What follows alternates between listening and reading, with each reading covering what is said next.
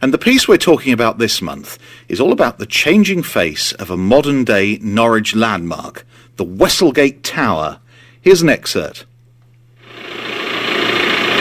One of the most challenging aspects of the construction project was having to work in such a tight space. Now that the Mantis pedestrian crane has been removed to allow for groundwork such as paving and drainage, other equipment had to be used to continue the movement of materials.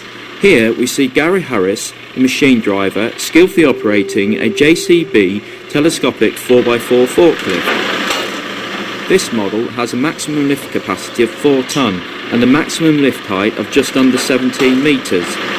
Gary now completes a forward reach to move the cement into Lion and Castle Yard.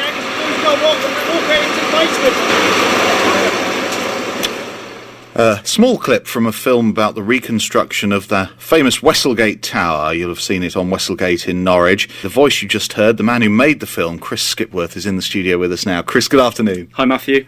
Yeah, it's Charles Scott's work. It's entitled The Changing Face of Norwich, that he did in the 1970s. And we had that film exhibited in 2012 at Norfolk Record Office. The Film Archive noticed my work that I was displaying about the gyratory scheme near Anglia Square in 2010, and they said, your work reminds me of Charles Scott, so they presented his work to me. Upon seeing it, I decided to make a changing face of Norwich film in our time, some 40 years later.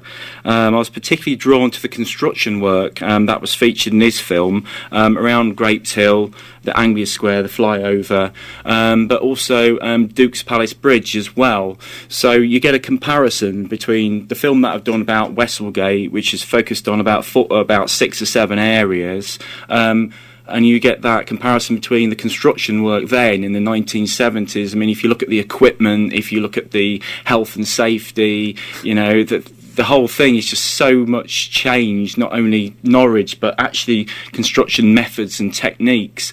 So I've kind of been honing in on that, and we've got an absolute wonderful mixture of short films. So how long did it take to complete the film? Basically from October 2013 to mid-October 2014, so it was quite a big project. Initially it started off just to do a short film, but it just got bigger and bigger, and there's just so much work going on, and I just thought to myself, I just couldn't believe no one was documenting this. When you see those construction workers going up and down on that lift and everything, and working up on the Norwich skyline, so I just kept going with it really, and it just got bigger and bigger, and more people got to know about it, more people got interested in my documentary work, so it's a fantastic project.